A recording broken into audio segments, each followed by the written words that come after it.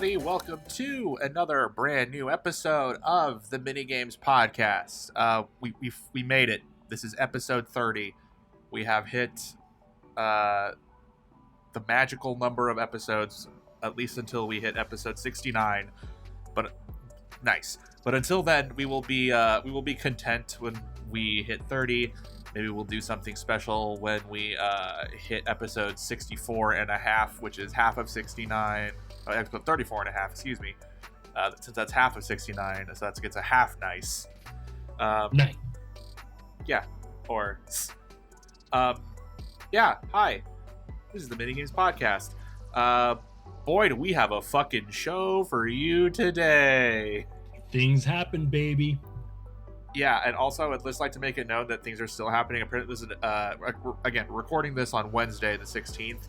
Apparently, tomorrow, the 17th, there's a Nintendo Direct. So, you know, as usual for us, we are on top of some things and we will be behind in others. But hey, we'll take what we can at this point. But hi, I'm your host, Mike, and as usual, with me, we have co-host Keith. You know, who would have thought we'd hit the Trenta, at least in less than an actual year's time of rebooting this thing? Yeah, I think once we came back and we hit our stride, everything worked out. If you had told me when we had first started that we were going to do 30 episodes, I would have been like, you're the fuck off.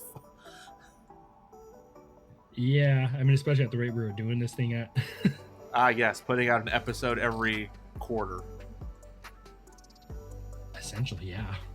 But yeah, we've been consistent for almost a year now at this point, probably. A whole quarantine, at least. We have been consistent for at least one entire quarantine. If we ever escape this hellish hellscape that is the COVID-19 pandemic in America, maybe we will continue to stay consistent, or maybe we will just completely fall off the wagon and go back to our awful posting ways. But there's only one way to find out. You got to stick around past episode 30. But yeah, like I said, we got a big show. Big fucking things happened over the past week. We got a couple big events to talk about, but we'll get that into a sec. Keith, you been playing anything lately? I understand that you're a busy man now. Yeah, busy man. Like I said, last week picked up a little bit of Pokemon Platinum, and that's when I realized that without the EXP share, I play very much a grindy, slow game. So I am working my way on the 4th gym, if I'm not mistaken. Do you remember like Platinum overall, or not so much? I don't remember jack shit. All right, well, there's a ghost tower just past that. Of course. And I'm on the way to the 4th gym. Essentially, I guess I'm kind of just treading water on Pokemon until Crown Tundra comes out, so I can hit some actual content with that. By the time you're listening to this episode, I will be playing Super Mario 3D All-Stars because I got my pre-order in for that. But no, like I said, I've been a busy dude. Reinvigorating my hobby of video editing obviously took up a lot of time, and I kind of like it. But one thing we were talking about off the air is that I am in the process of most likely buying a house. So renovating Keith a house. Keith is an adult. Yeah, go figure. Who would have thought? Certainly not me. Yeah, I don't think anybody would have. Like, if this happens, I think I'd be, believe it or not, one of the first in like our high school friend group to actually have a mortgage. Yeah, you know what? Yeah, you're right about that. Which is funny though, because you're easily one of the least responsible of us. So the fact that you made it to this point, I'm proud of you. Yeah, see, the dream is real, people. You can do it. But I mean, it's also kind of getting piggyback handed to me. It's the family house that I grew up in, but I'd be buying it over from my mom, and it still counts. I'm still buying it. It's all me. Here's a 50, Mom. Thanks for the house. Have a good day. Yeah, ka-ching. Hold the receipt. I don't need people to know where I got this. So we're also kind of renovating as we go, and today we're kind of doing demo on the floor. So that's gonna be taking up some time. I'll be playing a couple things sprinkled throughout, but once we get in that house, it's probably gonna be like a good 4 or 5, maybe 6 months. It's not gonna be an overnight thing. She's still waiting to buy her new house. Nah, dude, just kick your mom out. Don't wait. Or charge her for rent, buy from her, and let her. Be like, you've given me this house. You said I could have it. So by law, it is mine. So get the fuck out. Look, you haven't fed me since high school. So I think you earned it. I think you earned this punishment. But if it all goes good, essentially I'll have my own actual like computer lab, basically, like the dream. So yeah, setup wars, here I come. I'll see you in a couple years. Can't wait for you to ask me to help you move shit to your new house, and I'm just gonna be like, you know what? I'm very busy. I gotta edit the pod. And you'll just be like, oh, we haven't recorded in like 2 weeks. And I'll be like, no, yeah, I'm editing it though. Yeah, I'm behind. I'm definitely behind. Good point. But yeah, we're very proud of Keith here for being an adult and for being a future homeowner. I give you 3 months before you burn the place to the ground. Oh, dude, you're taking a lot longer than a lot of other people would have. Look, man, I am optimistic for you, but not so optimistic where I don't believe that you would just burn your house down on accident. Okay, I'll take it. But I mean, also part of it. Okay, so as of listening to this, the RTX 3080s will have been out already, and I will hopefully have scored one. It's gonna be hard. I think it's gonna be rough. Good fucking luck, dude. I'll put it this way. So we're in Mountain Standard Time here on Minigames Pod. So I'm checking at 10 p.m., which is 12 Eastern. I'm gonna be checking at probably 12 here, and maybe 1, which would be 12 Pacific, just to see. And if not, I'm just gonna be. I got a few other friends trying to get in on it that are keeping their eyes open. I mean, I'm nervous. It just sucks because if this doesn't work out, you are literally set back on your build for so long. Yeah, until whenever. Which I was already set back. I got my replacement RAM in. No thanks to Gary from Newegg. Oh, nice. The worst customer service guy ever. Did he fuck you over or what? So I submitted my claim. I was like, hey, my RAM, the package is opened. It wasn't in there. And he goes, can you explain to me why it takes 14 days to file a claim? He's like, can you explain to me why it took so long? I mean, I'll submit it, but I don't think it's going to go through. I was like, yo, dude. I was like, no, I'm carrying you. I just typed up on your website. It says it takes up to 15 days to make a claim. This is day 14, so I do not expect that to be an issue. And if it is, then I will request someone new. You're like, I'm in the time frame, motherfucker. Yeah, I was like, it doesn't matter what reasoning it is. So yeah, they sent me someone new. Of course. And then the next email was someone new. Every single time it was someone new. So I didn't talk to the same person twice. And every single time they're like, yeah, so I can't actually view the images that you sent the other person of the package. And the best part was they asked, like, yeah, can you send me a picture of the package? And my friend, who the package was at his place, was opening up the envelope, and he used his thumb and pinky to open it up. So he didn't realize he was flipping off the camera. And nice. I was like, you know what, Gary, you deserve that. I hope you see this today. So between the RAM and then the bomb of the 3080, I haven't built yet, and hopefully next week I'll have I got it. I'm scared. Not gonna lie, I'm afraid for you. I know things are obviously different now because we're in a pandemic, but those cards tend to go very quickly. They tend to go quickly, and they're just priced so well. Like, granted, pandemic, they're basically a pandemic card pricing. Yeah. I wish you all the luck in the world, Keith. You are absolutely going to need it to get these fucking cards. Yeah, it's gonna be insane. I'm hoping the fact that the 3090 is dropping the next week kind of quells it, and so there's some people saying, you know what, I'll hold off. But although I don't think anyone has a tower capable of fitting that thing in it, so I think the 3080s will probably go first. Oh, don't say that. Look, dude, I'm setting you up to be prepared in the event of disappointment. Which is any given moment. Yeah, basically. Look, so just don't listen to the Black Eyed Peas in any span of time between now and the time those cards drop. No.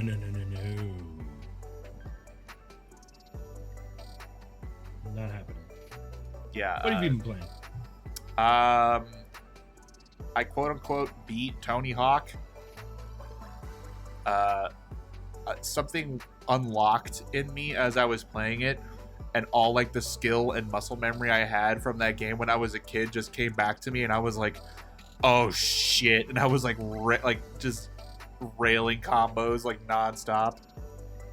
Doing all like just the stupid shit. Oh yeah, it felt really fucking good. And then now that I'm done with it, I'm kind of just like, damn, now what do I do? I might take it to multiplayer, but I know what's going to happen is that I'm going to play against like the super freaks that are just like legends at this game. But we'll see. I feel like you're gonna have to find a friend that's doing multiplayer and just shoot the shit with them. Yeah, I need to find someone that I'm better at the game at, so that way I can just be like, look at me. Chris?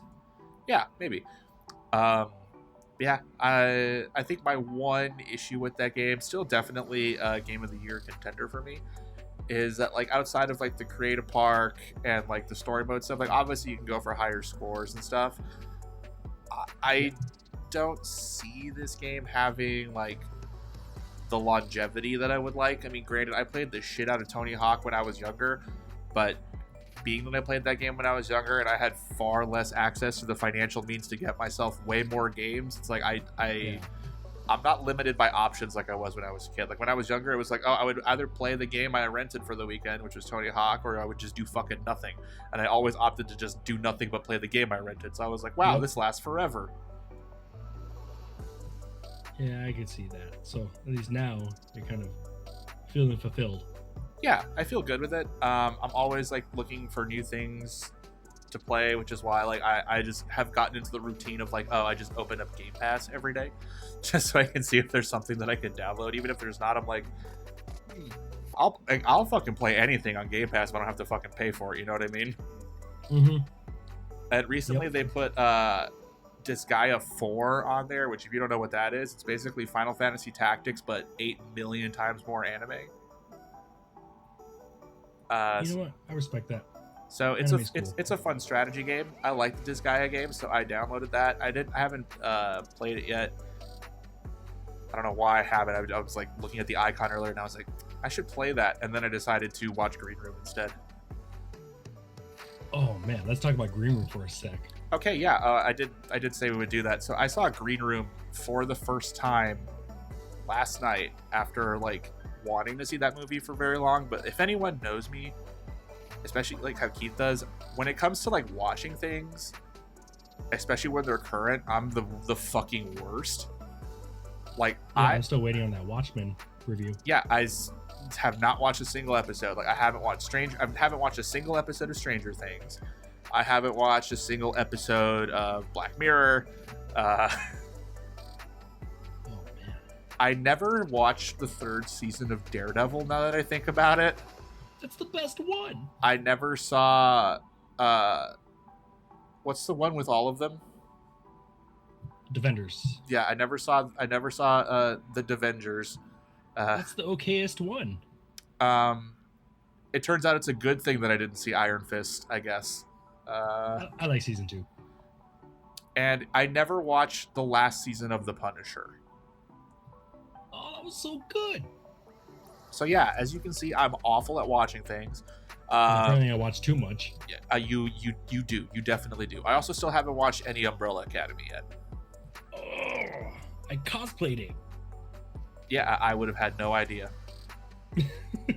You would have been like, hey, check this shit out. And I would have been like, whatever that is, it's pretty all right. Yep, you're a monkey. And it's like, oh, great. You're just yourself. Fantastic. But yeah, I decided to finally, like, my girlfriend's out of town. She gets back in tomorrow, probably, maybe. So I was just like, you know what? I'm just going to spend my evening watching movies that she will never watch because it's like pulling teeth when it gets her to watch anything with me. I had to literally con her into watching both Kill Bill movies, and she ended up liking them. So I was like, see, this is why you got to watch shit. Turns out movies are good sometimes. Sometimes. But yeah, I saw Green Room last night, and I honestly didn't really know what I was getting into when I was watching it, because I heard things about it. I was like, it's about punks and it's about Nazis, so I was like, okay, this could be cool. And then after watching it, I was like, this movie was very cool. Dude, so I watched it on an awkward date. Well, not like an awkward date. It was basically like a kind of like, hey, yeah, come over, watch the movies, and That's not really a date movie. No, definitely not. But so like, she was very much like an A24 like indie movie too, and so was I. So she was like, #film Twitter. Yeah, without the obnoxiousness. Like we're actually still friends. She's pretty cool. Okay. So like, she's kind of like, I've been wanting to watch Green Room, and I was like, oh, isn't that like Anton Yelchin's last movie? I was like, I liked him. And then she's like, yeah, it's his last one. So I was like, all right. And I just knew it was his last movie. I didn't see any trailers. Like, I didn't keep up with it. No, nothing. Surprisingly, working in the movie theater at that time. And then, like, once I saw like they were doing like the whole like cover of like Nazi punks fuck off and all that stuff, I was like, holy shit! Like, this whole like aesthetic is like geared towards everything I enjoy. And then as I watched the movie, I was like, I got so hooked on it and so like intrigued, and like it took me on a ride. Like Patrick Stewart is terrifying. Dude, Patrick Stewart might be one of the scariest like Nazi portrayers I've ever seen. I was just like, oh, it's like, damn, he's not fucking around. Dude, no. And like that shit, it gave me just a ton of anxiety watching it, because like it's very much like an escape room movie, you know? Oh yeah, for sure. And oh man, so good. Yeah, I'm generally like disappointed when it comes to movies that are like, people are like, oh, this movie's so goddamn good. Like, I find it so hard for any like media to live up to people's expectations. I think that's partly why it takes me like a long time to watch anything, because whenever someone's, especially Stranger Things, because people think that Stranger Things is like God's gift to like television, and whenever people like hype something up like that, I'm like, but is it? Yeah, I was just like, I don't know if it can live up to the expectations that you're setting for me, you know? Because like one thing I hate more than anything is just like disappointment. Yeah. Like, I'm okay with movies sucking. Like, I've watched some bad movies and like I've left there being like, you know what, that movie was bad, that's fine. But when I come into something that I've seen that some people are like, yo, no, this shit fucking rocks, and then I watch it and I'm like, like I'm honestly, I'd rather something be just fucking awful than me be disappointed by it. Like, thinking something is hurts a lot more than like something just being straight up shit, I think. Yeah, because at least like shitties can end up being a creative shitty. If it's boring, it's boring. Yeah. There's nothing to it other than it's just whatever. Yeah, and being that Green Room is an A24 movie, that like, there's a specific kind of people that those kinds of movies appeal to, you know what I mean? Like, yeah, like there's definitely a level of film snobbery associated with A24 films. So when I found out this was one, I was like, ooh, and they're putting like punk culture into this too. I was like, as someone who books shows, I was like, this could be cringe. Yeah, I was like, I don't know, man. And then after watching it, I was like, I think this might be one of my favorite movies now. Yeah, it's that good. And I think the thing with A24 movies is, like, I might not like every single one of them, but I feel like whenever I see the logo, I think like, okay, whoever made this movie definitely gave their all in on it, you know? Like, whether I like it or not, I definitely know like it was a passion project essentially, because I mean, Tusk was a freaking A24 movie. Yeah, for we sure. all know that Kevin Smith's story with that. So I would say if you haven't watched Green Room and if you're listening to this pod, watch that movie. Yeah, it fucking rocks. It's a thriller. It's like anxiety inducing. It's wild. It's terrifying. And the ending is just kind of like, holy shit, like, yeah, what else can you do? And if you are in any way, shape, or form involved with like music subcultures like punk and hardcore like we are, it's very much like a not very far from home movie. Yeah, like a heightened reality. Yeah, because like I've definitely like going to shows for so long, and not even just here in El Paso, like in other places, you've definitely been to like those mad sus venues. Oh yeah. And like as soon as I saw the place that this whole place takes place at, I was like, oh yeah, no, like I've been there before. I was like, I would have just left. Yeah. Did we ever tell you about our? Not even. It was like I guess like a happening with some Nazi skins in Albuquerque, or no? I don't think so. Yeah. So okay, just real quick. It was a Terror, Bane, and supposed to be Rotting Out show, in Albuquerque. It was like a post Sound and Fury like mini tour, and out of nowhere, outside the Gasworks, the venue in Albuquerque, there was just some skins that showed up, and they just had like beer bottles, and they're just tapping them on the floor, letting people know like all I gotta do is break this, and I got a weapon, and like straight like the whole like Albuquerque hardcore scene, and of course a couple people from like out of town can't travel to that show. It's a big show. All like basically stood up and said like, no, you guys got to get out of here, and they were kind of just like, we're just hanging out, and they were saying, no, you're not. You guys haven't been paid. You know what you're here for. Just causing problems, you know. And as like they do. As they do. And it was basically like, all right, if you don't leave right now, this ain't gonna go good. Trust me. And then they just booked it and left. So it's kind of just like, all right, that's the closest I've ever seen, because in El Paso you don't really have that problem to that extent. That was kind of the closest I've seen. So once I saw Green Room, that was the first thing I thought of. I was like, this could have it's a heightened reality. It's not too far off. Yeah, for real. Also, you mentioned like it's anxiety inducing. I also saw I'm Thinking of Ending Things a couple days ago. I remember you mentioned that. I think you said that last week that you're gonna listen to or watch it. Yeah, I decided, I was like, you know what? This is another movie my girlfriend probably wouldn't watch. Let me watch this.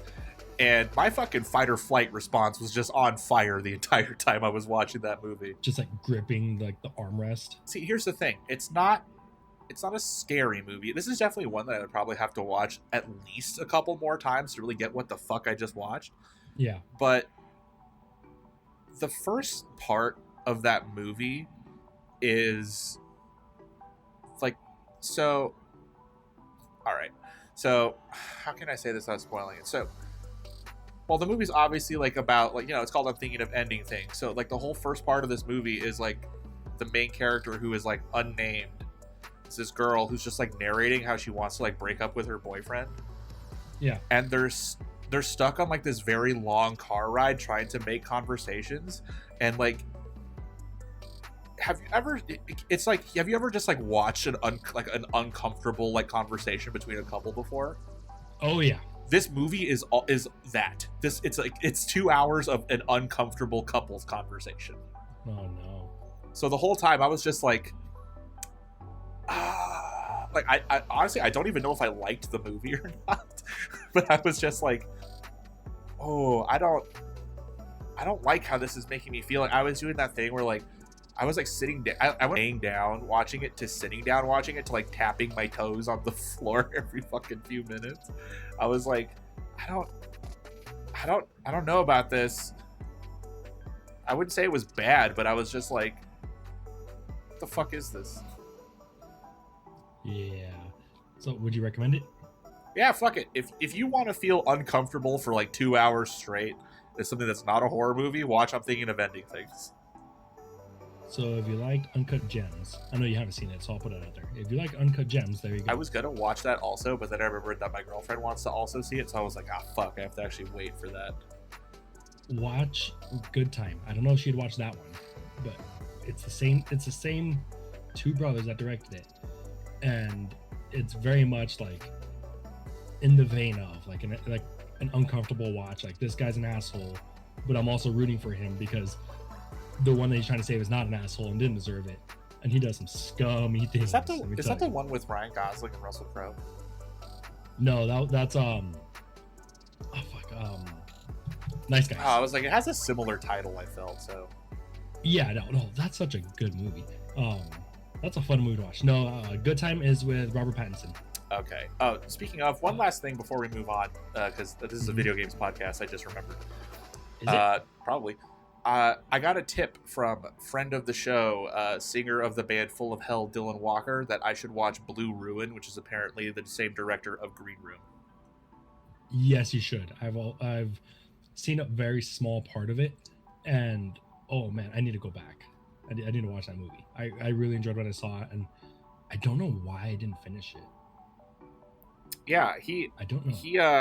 He apparently really likes it. He said it was better than Green Room, so I was like, okay. Wow. I know the director's like really young. I think he's like below 50. But yeah, Green Room. Shout out to that movie. Rest in peace, Anton Yelchin. Died a horrible death. Good God. I did not know. I did not recognize him at first, but I was just like, why does this guy look so familiar? And I was like, fuck, it's Star Trek guy. Yeah. That was his last movie he ever filmed. Damn, he went out on a fucking high note. Oh yeah. R.I.P. to the legend. Yeah, definitely. Hi. Watch Green Video Room. games. We're about it. Hey. I guess we had to fill the void of us not really having any sales to talk about with talking of movies. Yeah, definitely. I mean, sales were out there. We just don't. We were so busy this week that we didn't really get a chance to highlight that. Yeah. I know you noticed a couple things you want to breeze through real quick. Yeah. There's a. I closed it. Epic is having they're calling it like the content creator sale or whatever. There's so much shit on sale for there, so get at that. I know like Detroit Become Human was on there. I think I saw Untitled Goose Game on there, so there's some good shit that you can get it for cheap. There's always things on sale on Steam. I saw like Slime Rancher was like $6 or something like that, so if you're into that, get that. Yeah, just double check, make sure that it's going to be on, because like I said, we record on Wednesday. Sometimes midweek madness doesn't apply, so check first, just in case. Yeah, and then there's still a sale going on because of Ubisoft Forward, and that goes on for like another week or something. That goes on until the 21st, so Monday after this releases. Okay, you still have some time to get on that. If you like Ubisoft games. Yeah, like I said, like pretty much the whole Prince of Persia franchise. Like each game is $2 each. Whether it be Warrior Within, Forgotten Sand, Two Thrones, even like that reboot that wasn't Sands of Time. All the Assassin's Creed, Far Cry's, all of the Splinter Cells, everything is like up like 80% off. It's ridiculous. I love a good sale. Me too. Sale. But hey, we got a fucking lot to talk about, so I think we're just gonna get right into the news, which is, once again, we're blessed with the news being the main portion of the show. We don't have to come up with some dumbass gimmick. All the gimmicks are cool, but so because we were talking about Ubisoft, Ubisoft Forward happened last week, but we're not going to talk about that right now. We're going to talk about Nintendo real quick. And I do mean real quick. All that's really to announce is that Nintendo basically just announced that they're releasing a couple things for the Virtual Console. One of those is one of my personal favorite Super Nintendo games, Donkey Kong Country 2, Diddy's Kong Quest. That game's a fucking classic. I like it better than original DKC, even though... Which I really like. Yeah, I'm glad my girlfriend's not here, because I think Donkey Kong Country is like her favorite game, so she would just run in here and like punch me in the mouth if she heard me say that. Would have been good content. But yeah, Donkey Kong Country 2, Diddy's Conquest, and also Mario's Super Picross. I have a lot of love and hate for Picross because I am only mediocre at it, and my brain doesn't work numbers very well, so I'm usually bad at that shit. I've been playing a lot of Picross. Like, between Minesweeper and that, it's basically taken over like my mobile gaming. I wish I was good at Picross. I mean, it just takes time. That's all it is. You just got to kind of figure out what order it goes in, I guess. Yeah, I see numbers and my brain just fails on me, so. Yeah, I get that part too. Those are just 2 out of, I think, 5 games coming to SNES and NES. Check it out. I mean, like we said, Nintendo's online is wacky, but this does kind of add a little more value to it, so. Give me the Game Boy Advance on there, though. Nah, dude, give me GameCube. I want Skies of Arcadia. I'll take that too. But yeah. Actually, I will kind of just piggyback off of that. Did you see that 3D All-Stars leaked online early? Did it really?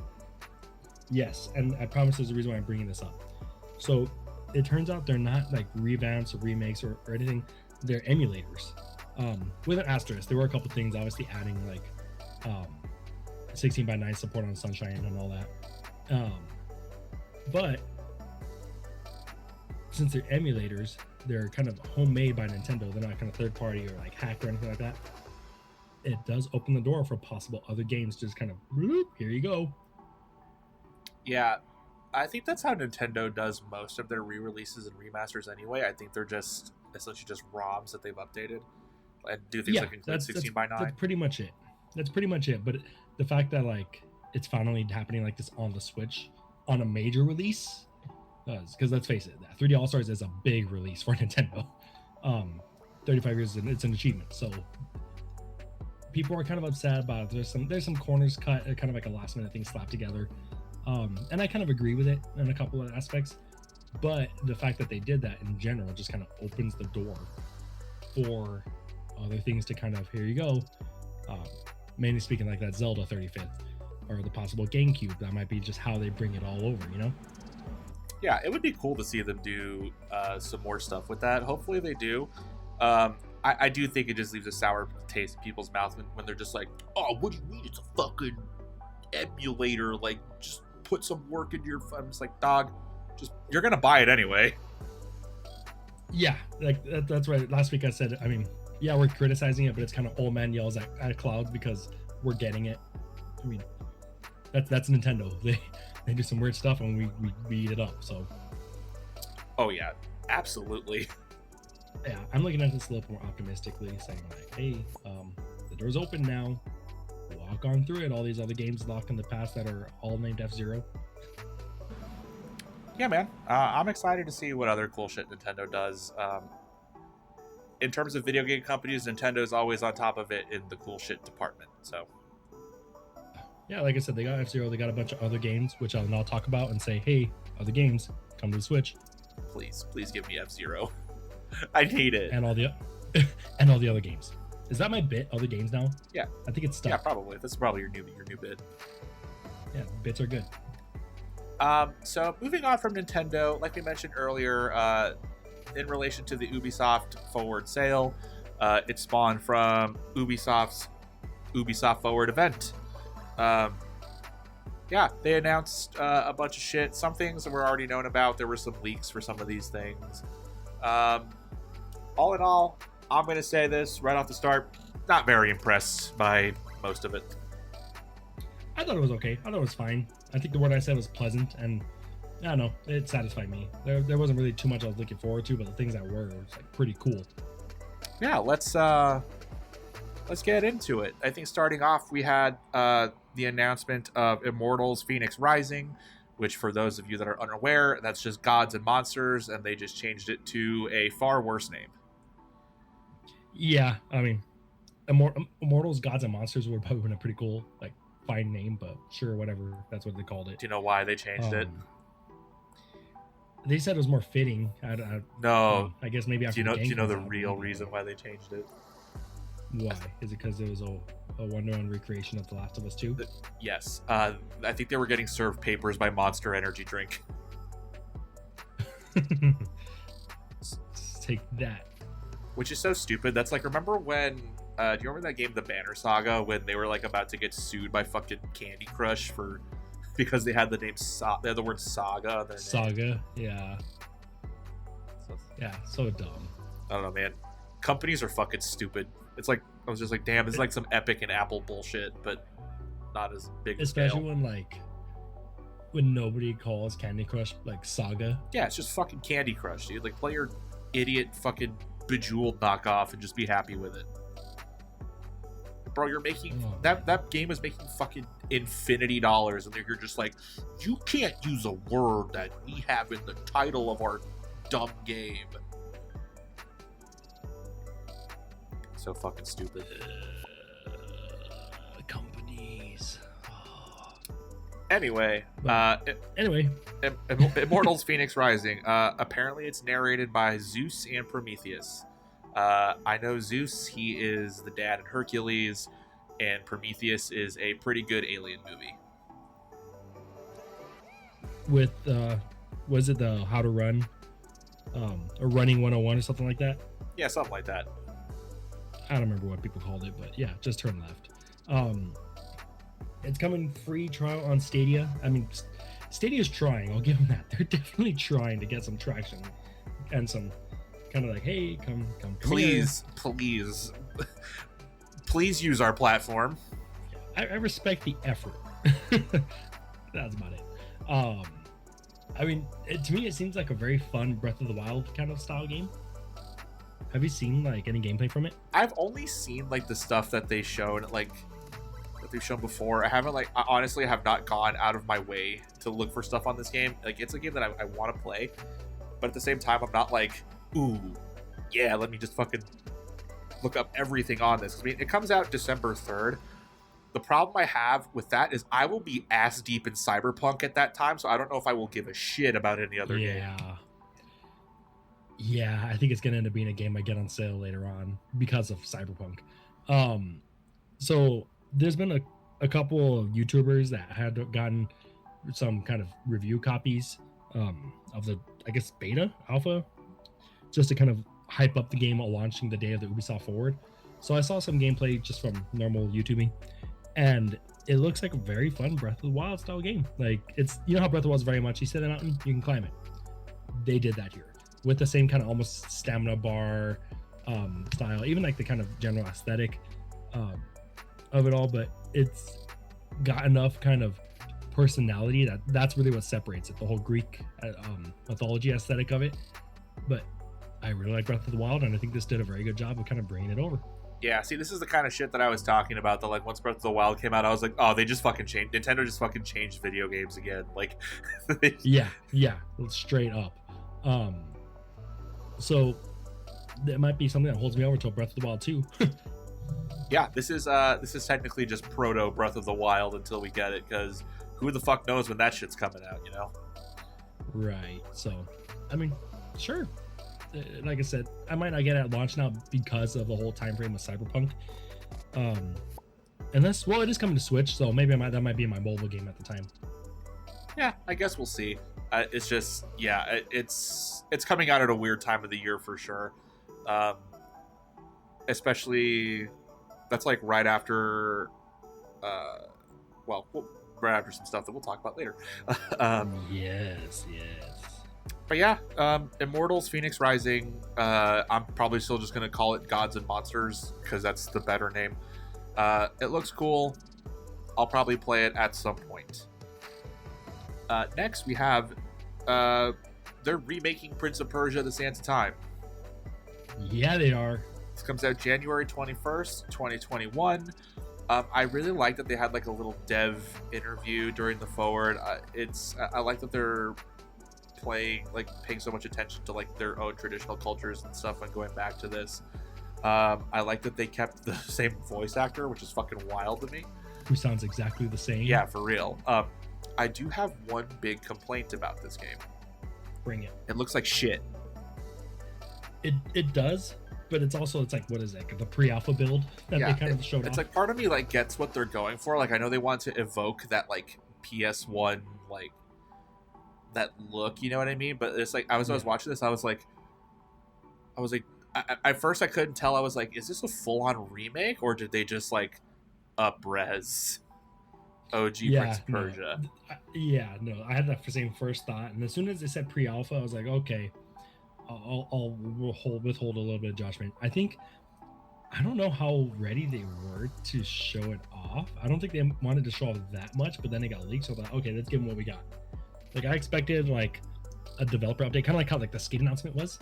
And then once it leaked, they had to show a little bit more to kind of like, I guess, pretend to be a little bit ahead of the game, you know? I guess so. I think this was something that was better left being like, just say, hey, yeah, it's coming. We don't really have much to show for it right now. Maybe further down the line, we will. But I mean, granted, it is coming out in January, so if there was ever a time to show it, it's probably now. But yeah, I was just like, you could have waited like a month, probably. Yeah, get some new images out there. But I mean, I'm excited for it. I love Sands of Time, to be honest. I think I said on here, that's like the one GameCube game I beat like 6-7 times, just rolling through it all. But I had it basically committed to muscle memory at that point. Yeah, I don't think I have that same nostalgia for Sands of Time that you do, but I never had any like beef with Prince of Persia. I definitely went towards was it the one after that that had the fucking Godsmack song in it? Yeah, I think it was Warrior Within. I think. Yeah. I forgot about the Godsmack. See, and I played like a little bit of it, but I don't know why it didn't continue. I don't know, probably because it didn't have Disturbed in it. Or Jake Gyllenhaal. I'm surprised they did try to like fucking just make him look like Jake Gyllenhaal a little bit. I'm not gonna lie. I mean, Disney got away with it. I don't know how it didn't happen again. Look, man, Disney gets away with a lot of shit. Apparently, they got away with Mulan somehow. I hear that shit's real bad. I mean, I guess I thought it was fine. Oh, did you watch it? Yeah, I did. You paid the $30, huh? I didn't expect other means. Okay. Yeah, Flixify, best website ever. Hit me up. I got invites. But it to me it was basically just like, all right, I didn't expect them to remake the same movie again, so I was fine with it. Let's get down to business. Minus that part. Oh, then I don't want to fucking watch it. But I mean, okay, Prince of Persia made in India, like, cool. That's sick as hell. Very, very cool. Between this and is it Raji or Raja, the one that's on the Switch? I think between this and that, I like that there's a lot of Indian representation in video games now. I think it's really fucking cool. I think if I had to pick one of these two games, though, I think Raji is the more interesting one, just like aesthetics wise. And I don't know. It's leading into their lore. Yeah, I'm more into more of like the traditional lore than this not great looking Prince of Persia remake, I think. So they did show the newer build of it, and it looks so much better. Oh, good. Well, that solves my major problem that I had with it, I guess, because I just remember the whole time watching it, I was like, oh, you're just showing this, huh? Okay. Yeah, I'm gonna drop it in our chat here so you can see a real-time reaction. Okay. Wow, dude. Going to pictures. Where is it at? It's at the bottom. No, it's not at the bottom. Where did this thing go? So professional. Listeners, so hilariously unprepared. Well, while you're add a comment. While you're looking for that, oh yeah, that is far better. They added some shading. Still not like great looking, but it's better. Yeah, so I mean, if they would have put that out and then put like alpha, it would have been so much This better. They almost got it to look like a late PS3 game. Yeah, like The Last of Us. Don't you fucking compare those two games, dude. The Last of Us still looks fucking incredible. Look, dude, The Last of Us was a one-to-one recreation of Prince of Persia: Sands of Time. Okay, that I will not stand for. All right, so Prince of Persia: Sands of Time remake is a one-to-one recreation of Prince of Persia: Sands of Time. I would certainly hope so. I mean, that's the gimmick. So they showed more of Hyperscape. I keep forgetting that game exists. Yeah, same here. And like, literally, it was just, oh yeah, Hyperscape. That's all I got. Yeah, every time they showed it, I was like, oh yeah, and then I was like, I don't care. Yeah, we'll go on. I'm so over battle royales at this point. The only interesting one anymore is Fall Guys. Which, by the way, speaking of Fall Guys, Big Yeetus is out. Big Yeetus is here. But yeah, I don't really have anything to say on Hyperscape. It's cool that they're doing an event, I guess. So all 9 people that play that game will be very excited for that. Then they had a bunch of Rainbow Six stuff. The World Cup was actually a really cool concept. I mean, not for me, but I kind of like the whole overall idea on it. I didn't really understand that. I think you're gonna need to sell me on this a little bit more, or just explain it to me. Cause I was watching and just kind of like, huh? Yeah, it's essentially okay. So you know how you have like obviously League of Legends, like competitive is like a huge thing, Dota, all of that stuff. it's basically like the official like Rainbow Six event. They got Tony Parker as their ambassador, which I know you're not really a basketball guy, you know, San Antonio Spurs. Basically, like one of the greats on the team. I know Peter Parker. Yeah, him. Okay, good. Just the pizza one, Tony, the one that he worked for. Hey, Tony. Yeah, exactly.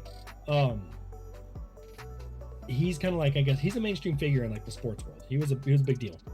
So his name attached to it's pretty cool because it's definitely, I guess it elevates gaming competitively on a bigger stage, literally. I don't see that as a bad thing. It's kind of a high tide raises all boats situation. Yeah, that's pretty cool. I think just my issue with it is seeing like celebrities or pseudo celebrities, like you know, fucking sports people. It just gives me like Vietnam War flashbacks to like when there was like that Battlefield announcement. They had fucking Zac Efron, Snoop Dogg just smoking weed on the E3 floor, and I was just like, yeah. I was like, what kind of fucking weird ass universe am I living in? And this just feels like that all over again. I would be chill with it if they brought back Snoop Dogg, though. I think Snoop Dogg should be in everything. He should. But kind of, I mean, I like it when, like this one, he's investing in it. And so I just see it as a typical, like a Mark Cuban situation, you know? Which is fine because it seems like he's kind of just like using his name to get the spotlight on it. I just see it as like an actual, like, okay, this is the place to be if you're a Rainbow Six player. It's a legit thing, you know. It's an establishment. It's hopefully this is kind of like a long time thing because obviously like esports is growing. You see it on like ESPNs and things like that. I don't see a bad thing. It's the place to be.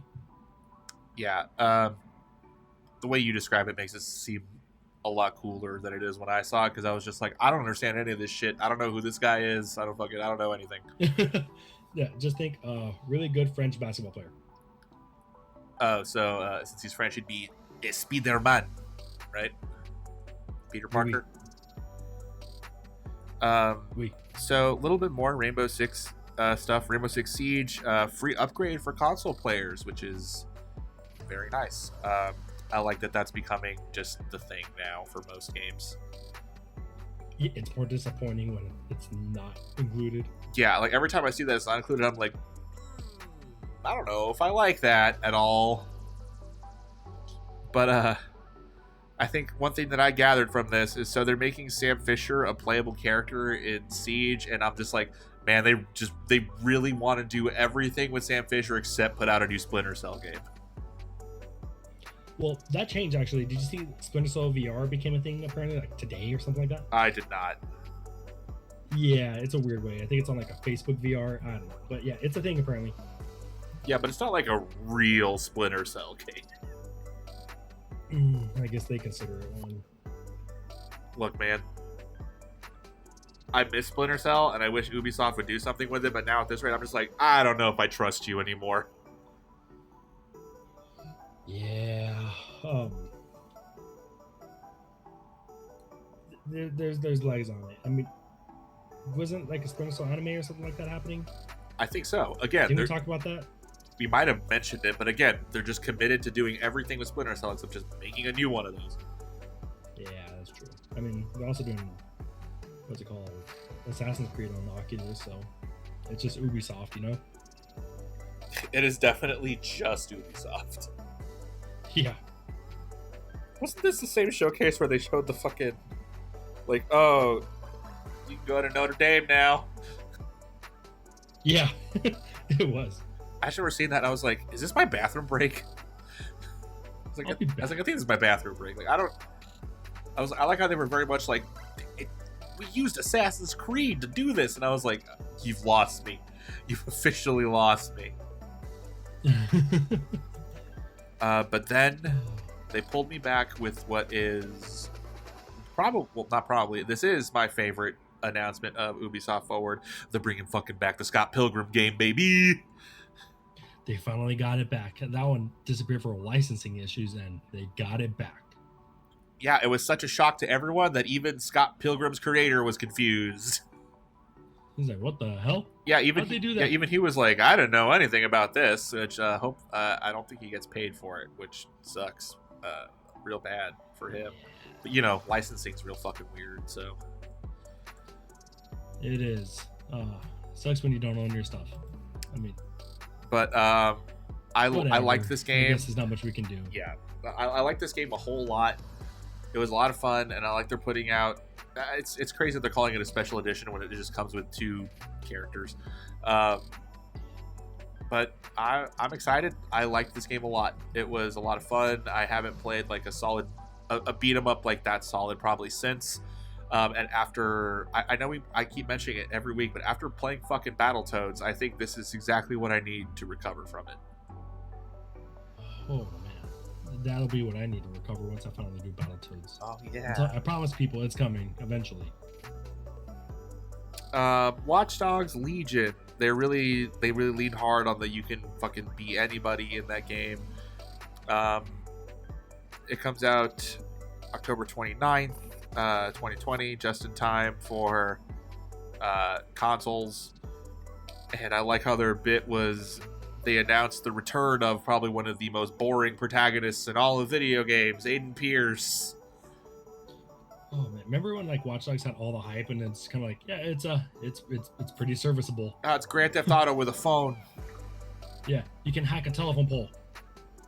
Dude, I just remember actually playing Watch Dogs and I was just like, this is it's an extra serviceable game. Yeah, I was like, this is okay. I didn't play the second one, did you? No, the second one looked cool, and then it was like on sale for a while, and I was like, maybe I'll get it, and then I never got it. So I was like, I'll just probably never play that. And honestly, I don't know if I'll ever play Watch Dogs Legion. I don't know if I care enough to do it. It seems like a fun game to have like with friends. Like imagine doing like Grand Theft Auto style, like just like on the open whatever world servers. Like say you just recruit 2 old dudes and just box each other. Honestly, man, if I want to do cool shit like that, I'll just play GTA Online. Yeah, that's true too. Why spend more money when I can just go into where I have fucking rocket bikes and shit like that and just do clown shit all day? Yeah, that's true too. But I mean, they're putting a lot of hype into Legion. They are. Hopefully that game is good. I'm not sure those Watch Dogs games are for me anymore. Like I said, like we said, that first one was okay, and I think I'm not going to spend money on a game being just okay. I'm a man of refined taste now. Yeah, it's a fun trailer though. I thought it was a good trailer for what it was. Yeah, trailer was fun. I hope the game is as fun. Yeah, and maybe we might check it out if we hear said fun. Maybe. So the last thing they announced was a new IP coming from the developers that made Steep, Riders Republic. This is just X Games, I guess. This is like extreme. I don't know. I'm not gonna play this. This is so not for me. Yeah, no, I don't care at all. I kind of think like I put Point Break without bank robbery. What's the point of Point Break if that's the case? Yeah, the whole point, Point Break was a good movie because Point Break was a movie because of the bank robbery. Yo, I really like the first Point Break, and I didn't care for the remake at all. I forgot I fucking forgot they remade Point Break. Yeah, they did. I mean, if they would have put like a rat race thing on this game, I probably would have wanted it.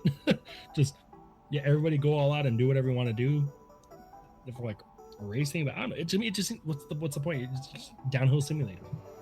Yeah, it's very much. This game is literally just like Steep on bicycles, I think, and I'm just like, that's not for me. Yeah, I don't really care. But for those of you that do, this is coming out February 2021. So enjoy that, I guess. Yeah, I just like that was like how they ended the Ubisoft Forward, and I was like, man, I would have closed out with Scott Pilgrim or something, because this was like, oh man. Yeah, so obviously kind of the thing they're heavy hitter that they're leaning on is Immortals. I think it'll be a successful game. I don't see any reason why not. Sure, its release window might be a contributing factor, but I don't see this kind of flopping either. Maybe that would have been their ending, or Prince of Persia. Like that's literally anything else. Yeah, pretty much. But my main takeaways was I guess Immortals, just because I think it looks fun. Prince of Persia, Rainbow Six World Cup, Rainbow Six Siege is not for me. I don't really care, but I do think it's a cool idea. And then obviously Scott Pilgrim. Yeah, there's some cool stuff in there, but even though like Scott Pilgrim was the one I was just like, oh fuck yeah, like give me that. I think everything else I was just like, yeah, that's cool. Like that's like the most reaction I got out of it. It was just like, yeah, that seems cool. And then everything else was kind of just like whatever. Like I either felt just like I had no feelings about it, or in the case of fucking I already forgot the name of it, Riders Republic, I was just like, the fuck is this? Yeah, I didn't care at all for that. So I mean, overall, very fine, very decent. Sure, Ubisoft. Did you see the headline for Scott Pilgrim? It was like saying like Scott Pilgrim, toxic boyfriend trying to make amends, already doing more than its publisher. Damn. Well, okay, shit. Yeah. We love self-awareness. Did they hit hard with that one? Yeah, I was like, yeah. Now that you're mentioning it, I'm like, oh, that. Ooh, okay. Yeah. I think Scott Pilgrim is probably a game I'll get on the Switch. It seems like a really fun game to take with you and just beat them up on the road. Yeah, that's 100% a game that I would play on Switch. It, like you said, it lends itself very much to just like portability. I would love to just take that shit on the road with me and just fucking slap up some pixelated motherfuckers every once in a while. Yep, I will do that. So, Ubisoft, I'd say very serviceable, forward. For as much as it had to be hyped, as much I don't care, which is puts it right in the middle, it's just fine. Yeah, and I think I leave with just being like mildly disappointed to some, but between the range of mildly disappointed to just like, nothing too offensive about it, but also just like, I don't give a shit about most of that. Yeah, which kind of I guess lends itself to the next one that we kind of had going on, which is. You want to talk about some shit I do give a shit about? Oh, there's some shit I care about on here. There's also like a few things I don't. But for the most part, I'm like, hell yeah, let's do this. PS5 showcase happened today, so September 16th. Before recording, thank you, Sony gods, for giving us something more to talk about. This is why I'm Team Sony, baby. Fuck the Xbox. No, I'm just kidding. This did work out quite nicely, though. Yeah, they put the work for us. They did the decisions on which one to get for us. Luigi, thank you for blessing us on this day. Luigi, I got a whole video about you coming out. Follow us on YouTube. Like and subscribe. Hit that bell. So yeah, PlayStation 5 showcase, like Keith said, was today, September 16th. There's definitely a lot of good stuff. There was some real cool shit in here. I like some of the Ubisoft stuff. Like, I didn't care about some of this stuff, or I was just like, eh. But for the most part, I was generally a lot more positive about this, especially because we're gonna talk about here in a bit. There was finally a fucking price reveal for this motherfucker. Yes, there was. So we'll get there. We got some discussion to have. Yeah, we're going to basically take this in order that they showed on the presentation like we normally do. So I'm assuming that I'm going to take this first one. Yes, go for it. So they announced Final Fantasy 16. That was what they came out of the fucking gate with. As you all may know that are regular listeners, I am a enormous Final Fantasy shill. So when I saw that this was like, immediately as soon as I saw fucking that, like the haircuts on these people, I was like, oh shit, this is a new Final Fantasy game. But what I think my favorite thing about this is, so for those of you that don't know, my favorite Final Fantasy game is Final Fantasy 9. And that game was like a throwback to older Final Fantasies in a way. It's because from 7 and 8, you had, well, 6, 7, and 8, you had them leaning towards more like futuristic settings or almost cyberpunky kind of settings. Yeah, cyberpunky. Or like still slightly steamed. Yeah, like very like industrial settings, especially like stuff like Final Fantasy 7 is very much like everything looks like it runs on like steam and shit like that. Like it's very much like crude oil, stuff like that. Like it looks almost modern in a way, but not really. But Final Fantasy 9 was straight up just like, yo, fucking wizards and shit. Like Final Fantasy 9 was the fucking D&D equivalent of the Final Fantasy series at that point.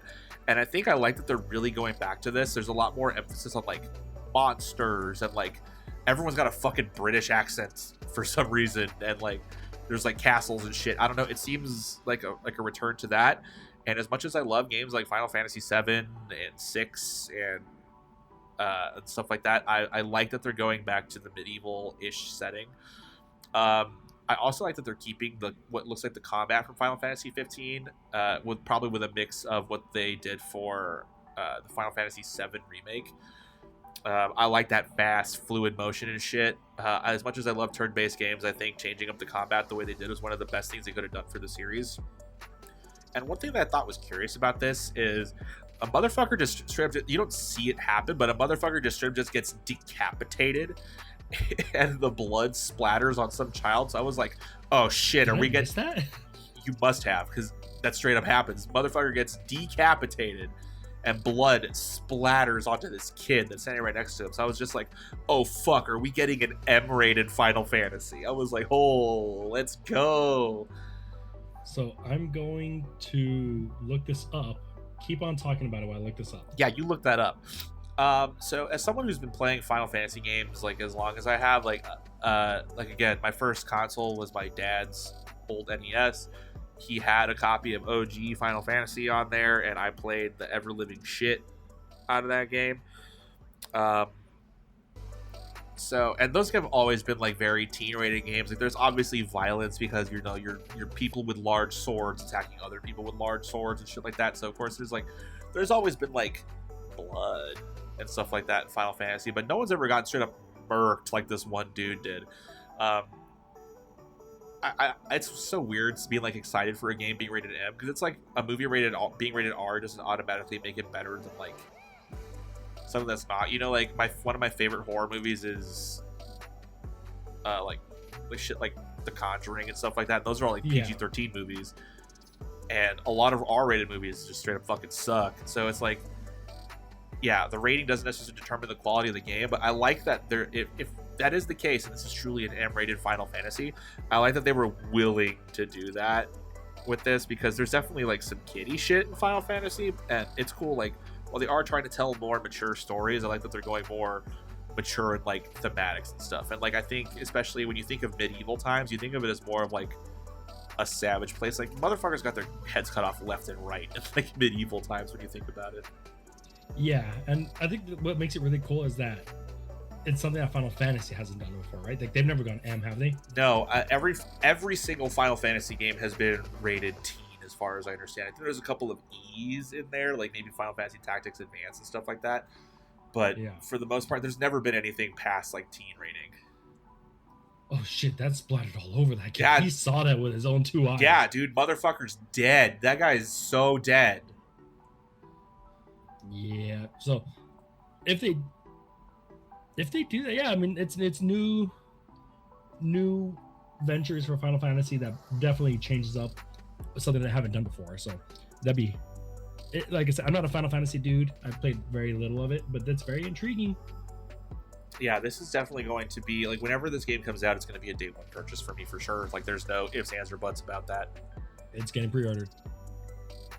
Very excited to play some. Well, preloaded, I guess. Yes, we'll get there. We'll get there. Play some more Final Fantasy football.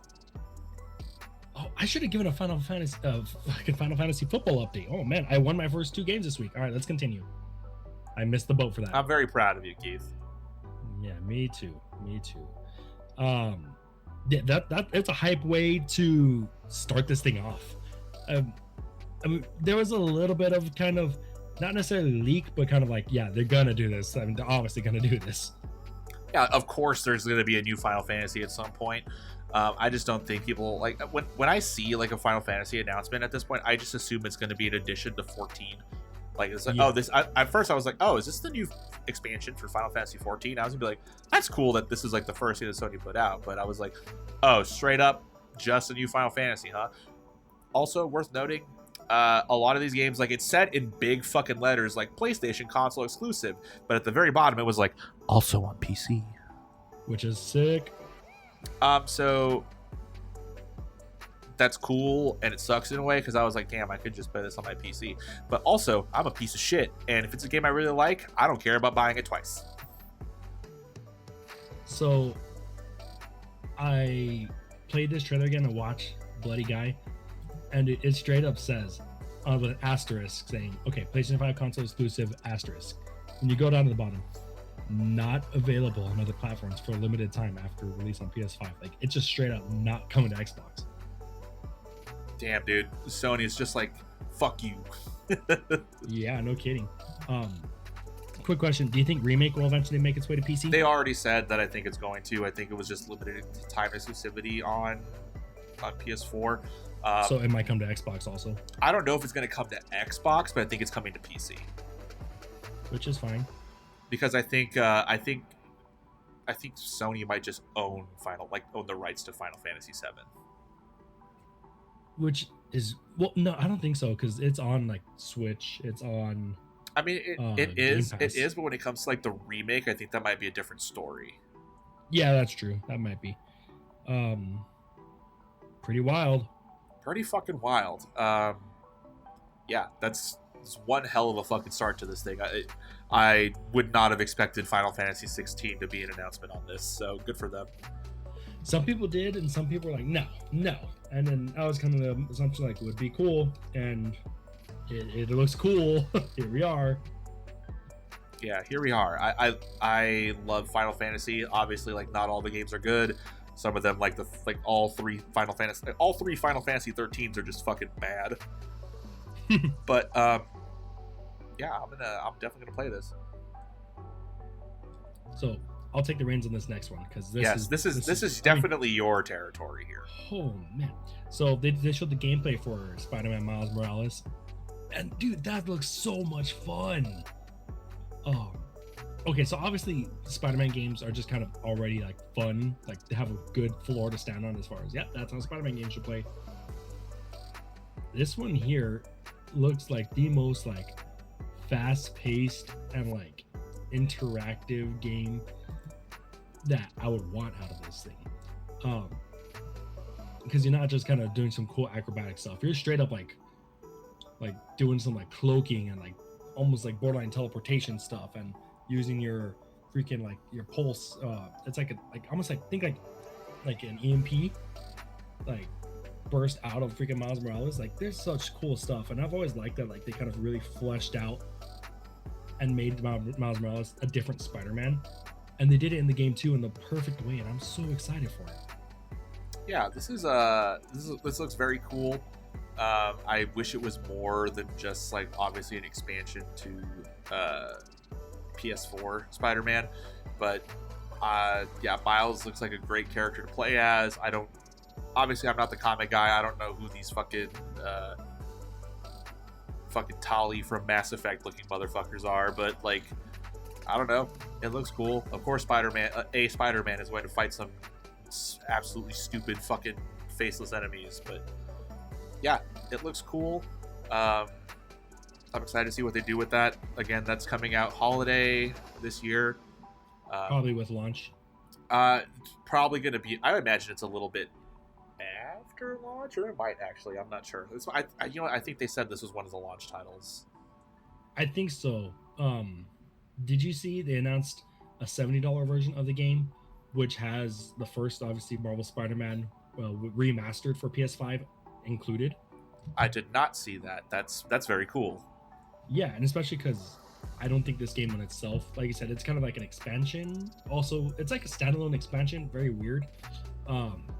It might not have all the beef to be the full price next gen game.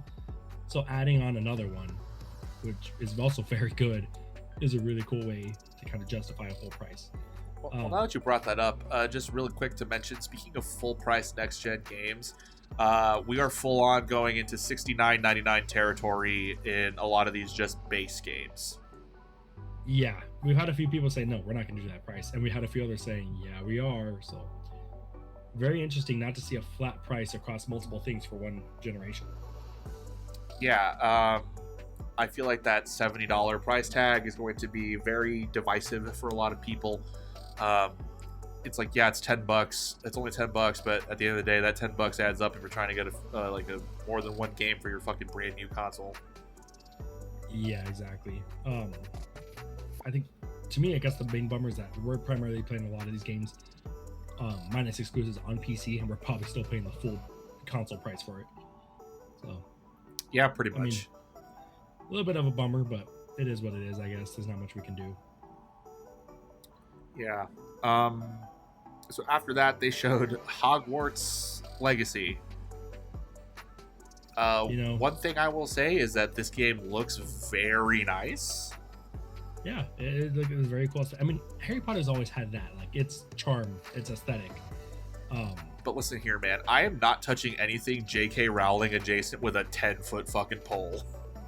That's the hard part. I mean, I fucking love Harry Potter, and so I was watching the showcase on the simulcast that our boys over the Goodnight Gamescast were hosting, and I put in the chat, I was saying, man, the biggest loss in Harry Potter is all the respect for J.K. Rowling. And like, it sucks because like I fucking love Harry Potter. I'm thinking, oh, I hate that I love this thing. I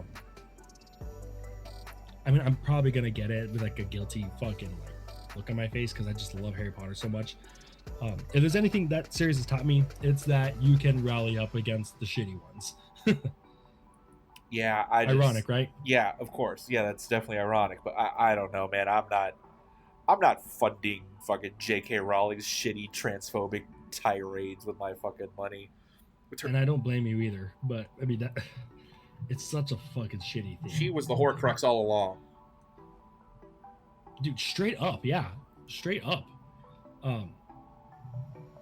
I don't know. I mean, there's a couple things I noticed. Like, it's not affiliated with Harry Potter. Obviously, they're kind of moving away as like Wizarding World branding. I think they're trying to Star Wars it with like, you know, here's your Harry Potter, then Fantastic Beasts is like the prequels, like kind of concept, and here's more stuff. So they're rebranding as like Wizarding World. So that part really intrigued me because, like I said, I fucking loved Harry Potter, so I got really invested in like lore stuff, and so I really want to see like the Wizarding World in like different time periods because I love it. And I think I'm just a sucker for it so long that I'm kind of like, yeah, I'll do it, whatever. I'm guilty, I guess. Fuck. Yeah, I feel that. I'm just like, yeah, sorry. Anything, even, yeah, if it's close to J.K. Rowling, I don't want anything to fucking do with it. Yeah, trust me, and I don't want to either. I think I'm too far invested in like everything I've loved about it, which is everything that she's against, which is weird. Yeah, it's funny how that works sometimes. Yeah, and I know I'm not alone in this one, which is like you said, like a lot of people are kind of like, fuck, like this sucks. Yeah, that's a Harry Potter thing that's coming out. I mean, like I said, it looks good. It's different. Most Harry Potter games are literally like the adaptation for the movie that came out. This is its own original thing, so yeah. Next, they showed Call of Duty Black Ops Cold War. They showed a little snippet of the campaign, which is ballsy considering that if I were to buy Cold War, I wouldn't even touch the campaign. Yeah, no, campaigns haven't been interesting since the first Black Ops. Yeah, when I was like, oh, this is campaign stuff, I was like, cool, here's my bathroom break. Yeah, I mean, it looked fine. Yeah, it's more Call of Duty. I have nothing else to say about it besides that. It's definitely a fucking Call of Duty game. Yeah, other than Warzone, they haven't really done anything interesting in a while, so. Yeah, for sure. And I mean, I think Warzone is just going to be like its own thing now from now on. Like, they're just not going to, like... its own, like, entity. Yeah, so it's like, okay, sure. They'll probably do like tie-ins for each like actual installment. Yeah, I already know. like Like they events. had said that they're gonna do. There's like Warzone stuff happening around Cold War, but yeah, it's Call of Duty. It's very Call of Duty. Next, we got to see a little bit more of Resident Evil 8 Village. They didn't really give us much like actual gameplay. They really just gave us like a spooky trailer with like some Tim Burton looking shit in it. Yeah, very weird. So I think my favorite thing about this is the setting. I just really like this like Victorian, like almost like gothic, like setting when it comes to like, you know, it's in the winter. There's this big fucking castle. There's werewolves now. Chris Redfield may or may not be a psychopath. And as someone who is now the dungeon master for a setting that is in a frozen wasteland, I was like, oh, this is right up my alley now, isn't it? Listen to Dungeon Hunters. Check us out on stream every Saturday at whatever time we stream at. On Saturdays. On Saturdays. Yeah, Resident Evil, they never done anything like this. I mean, I've always seen like, okay, very much like mansion settings, city settings, and then all of a sudden maybe 4 kind of, but not like winter style. Yeah, 4 would have been the closest. That's what I was gonna say. I think this is the most like evocative of 4. Like it takes place in a fucking village, obviously. But this kind of reminds me of like, I kind of get like Outlast 2 vibes from this because that was very much in like a village setting.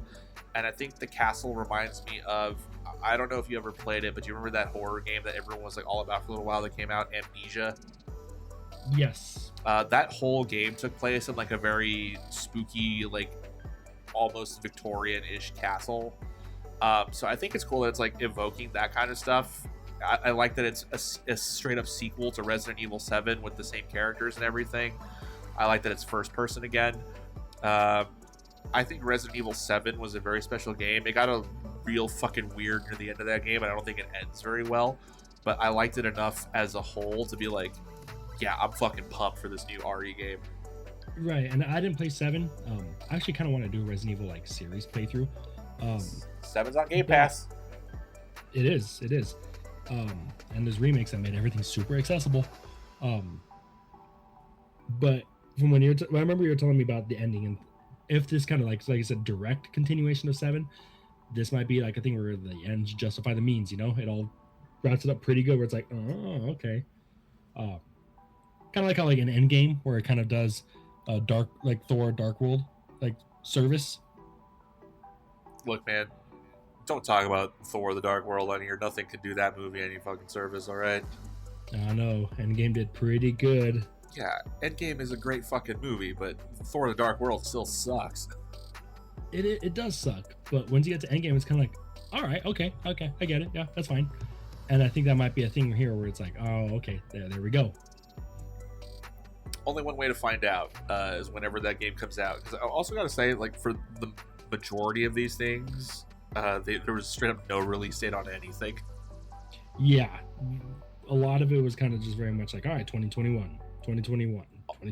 Although some of these, after the stream, it came out that some of these were launch titles. Yeah, very weird. But I'm excited. It looks like a cool game. To me, real world setting, I think nothing's probably more scary than being in like a small town where you're just not wanted. Oh yeah, especially like when you're in like a fucking like snow and winter have been like is like such an isolated setting for like a lot of media. Like look at the fucking Thing. Like yeah.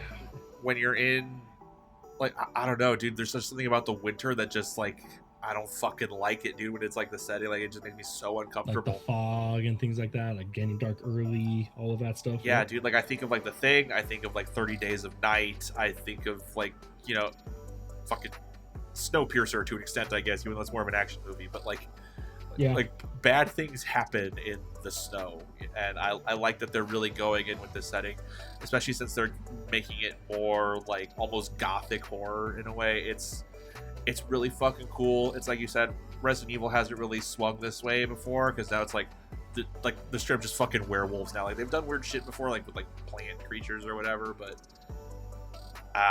this is like I don't know, dude. It's hard to put into words, but I just want to play this game really fucking bad. Well, soon. Maybe. With an asterisk. Next thing they showed was Deathloop. I think the more I see about this game, the less I care about it. Yeah, they showed a lot of it. I mean, it's probably still gonna be the fun game that we kind of wanted to, but it's also like I've seen it. Yeah, definitely. I just think like watching this trailer, I was just like, yeah, this is cool, I guess. I don't think there was anything there that was really like gripping my attention. No, if it's got multiplayer, I will definitely play it with a friend because I think that's still gonna be like the fun part of this game. Yeah, I like the idea of like, oh, one person is trying to complete these objectives and the other person is trying to kill the person trying to complete those objectives. It makes for a good dynamic. I just don't know if the way they're framing the game like really sells it for me, like this really like almost cheesy James Bond-ish style fucking thing. Yeah, with like Overwatch rip-off characters. Yeah, like the time mechanic seems kind of cool. It's just I feel like I need to see less and more about this game at the same time. Like it's weird. I think just the first trailer did it for me, and now I'm kind of just like, okay, yeah, I get it. I get the gimmick. Yeah, and this game was. I think this game got delayed at first because I think it was supposed to come out this year, but now it's second quarter 2021. Yeah, which is a weird way to announce a time. Like, just say 2021. Like, you don't have to say in the fucking which quarter it is, but sure. Yeah, most people don't even care about quarters. Yeah. After that was Devil May Cry 5 Special Edition. I was late to play this game. I played this before Year's End last year, and this was straight up some of the most fun I've had playing video games in a long fucking time. Yo, DMC's like special editions always are good too. Oh yeah, and this one just straight up you can play as Virgil, who is, for the uninitiated, Virgil is main character Dante's twin brother. He is very much an edgelord, but he has a katana, so it's very sick. That makes it worth it. I don't even know if they're twins, I think they're just brothers, but it doesn't matter. Yeah, Devil May Cry 5 is fucking sick.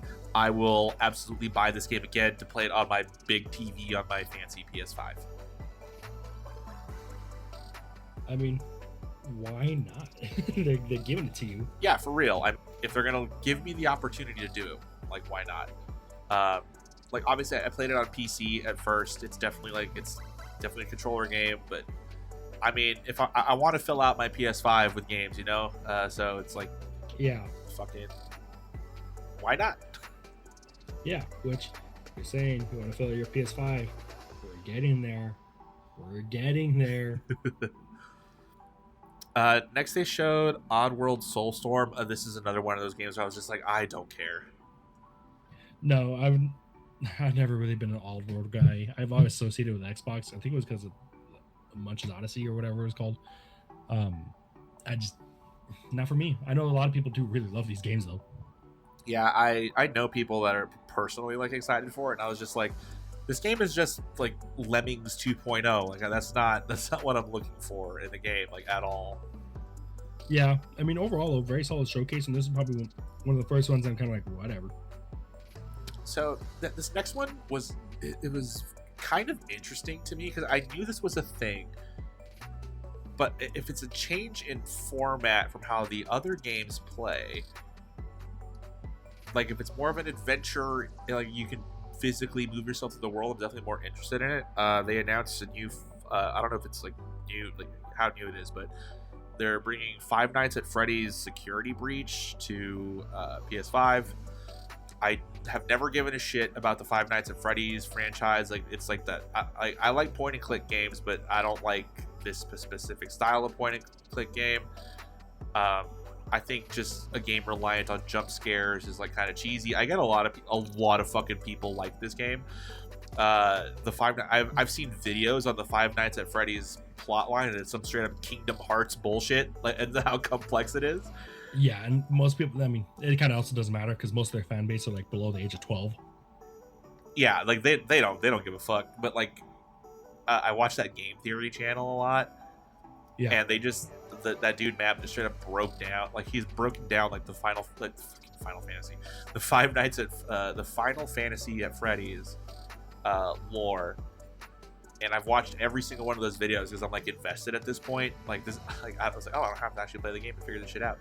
I'm just like, what the fuck is all of this, dude? It's like one guy coming up with all this. Like, this is fucking insane. It reads like a fanfic, dude. I think Five Nights at Freddy's is Kingdom Hearts fanfiction. Wow, that's a hot take. Yeah, that's, you know what? That's my official hot take. Five Nights at Freddy's is Kingdom Hearts fanfiction. So, I have a roommate, and he went through like a 2-week Five Nights at Freddy phase, and I'm thinking, what the fuck is this? Security Breach looks nothing like it. I mean, off the first trailer at least, of course. I mean, teaser, not even trailer, teaser. Yeah. Like at first, I didn't even know what it was until I saw like the actual like fucking statues and all that stuff. Yeah, when I heard the creepy robot voice at first, I was like, this sounds fucked up. And then I was like, oh shit, this is Five Nights at Freddy's. And then I just saw like this whole like environment that they're showing. I was like, can I walk through this? Like, I don't have to do the whole fucking looking at security camera shit anymore. To be honest, it kind of was almost like Rapture-like. Yeah. I here's the thing. I've never, like I said, I don't care about Five Nights at Freddy's, but I think I kind of want to play this. Yeah, or at least it's definitely one I'm going to keep my eye on as it gets closer, because yeah, for sure. I mean, I never thought I'd say this about Five Nights at Freddy's. Yeah, if you would have told me that I would be curious about actually playing a Five Nights at Freddy's game, I would have laughed at you. But here we are.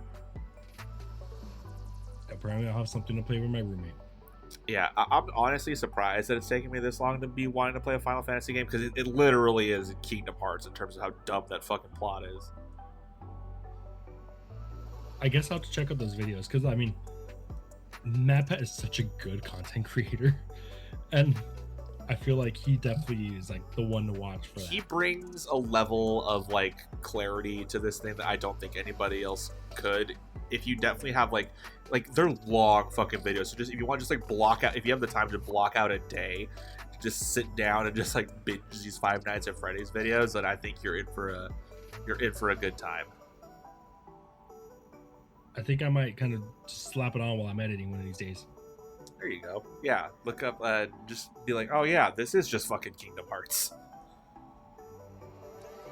There's like fucking 3 different timelines or some shit. Like, these games are like set at different points in time. There's like a purple guy. Fucking Donald Duck is probably in there somewhere. I mean, if you think about it, Zelda's timeline is also fucked, but it's also kind of made sense. Are you saying Zelda's Kingdom Hearts?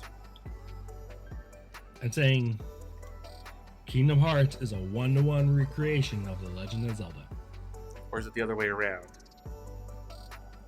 Or do we live in a reality where Kingdom Hearts has just transcended time and all games are just, in fact, facsimiles of Kingdom Hearts? Is Donald Duck God? No, Donald Duck is Ganon. Duck Ganon. Okay, I would have said Goofy is Ganon. No, because Goofy's a bitch. Nah, dude, Goofy is the biggest motherfucker in all of Kingdom Hearts. Goofy's definitely Ganon. But isn't he also like the most useless fucker also? Yeah, so he's like the Calamity Ganon boss fight. Fucking, okay, Breath of the Wild. He's the big pig. Yo, straight up, I would love to see a Kingdom Hearts Zelda mashup, but instead of Pig Ganon, it's just fucking Pete. Just all pissed off. Now what you doing going stealing that Triforce for, Goof? Dude, Pete would be the most annoying neighbor. So Pete would just be my neighbors? Pete voted for Trump. Okay, dude. I know Pete's a piece of shit, but I don't think he's that much of a piece of shit. Pete's nice sometimes. I mean, I have an aunt that's nice to me. He cooks burgers in an extremely goofy movie. When Max goes to college, he's making burgers. She's cooked for me. Just saying, the symptoms are there. What were we talking about? Oh yeah, Five Nights at Freddy's. That's a game. Holy shit, that went off the rail. I like it. So next they showed. Oh, I'm so fucking excited. They showed the Demon Souls. The Demon Souls. They showed actual gameplay. Yeah, they showed too. actual gameplay.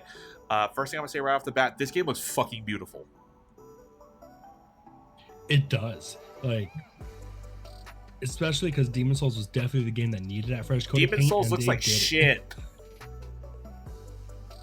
This game looks like how I remember Demon Souls. Yeah, looking. basically, this is like, oh yeah, this is how that game looked in my memory, in my very rosy tinted memory. Yeah, I was very concerned at first too, because I was like, damn, they're playing really well, and then the dude just gets fucking murked at the end, and I was like, okay, good, this is the true experience. No, it was funny because, so, like I said, I was watching on the Good Night cast, simulcast, and they were saying like, okay, dude, there's probably so many people that are just lost. Like, dude, this game looks boring. Because I mean, it's that kind of game. Like, you're kind of trotting along. Oh shit, obstacle. Okay, trotting along. Oh shit, obstacle. With like no music, no like exaggerated combat, anything like that. So all of a sudden, big motherfucker just drops in on you, and it's like, oh shit, and then the dude dies. It's like, yes, there it is. I was like, that's what I was waiting for, like, this whole time. Yeah, like there's probably so split. Like all the people that don't know like Demon Souls aesthetic or don't care, kind of like, oh, whatever, this looks boring, and everyone else is like, dude, this looks sick. Yeah, dude, I was losing my fucking mind the entire time. When they showed the montage, that was the coolest thing. Yeah, dude, that was so sick. So one of the most iconic like bosses in Demon Souls is the Tower Knight. When that was like basically the first thing they showed, I was like, oh, dude, take my fucking money. And then I found out this is one of the games that are $70, and I was like, still take my money. You can have it. You can have it. Oh, that hurts. Yeah, I think this is one of the games where like it will hurt me, yes, but I will pay $70 for this Demon Souls remake. I mean, it makes the means justified of getting this console. Oh, absolutely. Which we're almost there. You know what, now that I think about it, the entire Soul series is just Kingdom Hearts also with their fucking weird ass plots. I remember you told me a little bit about it, and I was like, I have no fucking clue. Dude, what I told you might have even been fucking wrong. Like, I barely know what's going on in fucking Demon Souls or Dark Souls or Bloodborne. I mean, to an extent, it also kind of just doesn't matter too. Oh yeah, it also like the plot in Kingdom Hearts, it doesn't matter. Right. So this belongs in Kingdom Hearts lore. Yeah, Demon Souls just takes place in the Kingdom Hearts universe. Everything is in the Kingdom Hearts universe. Even us. Actually, now that I think about it, since there's technically like alternate realities in Kingdom Hearts, because there's a straight up like, so in the Kingdom Hearts 3 DLC, you fight this dude Yozora, who's essentially like this fucking alternate reality Final Fantasy-ish guy. So you know what? Technically, this could all be correct. Everything is Kingdom Hearts. You heard it here, people. So they showed Fortnite. I mean, I was like, yeah, sure. Like, of course, why wouldn't it be?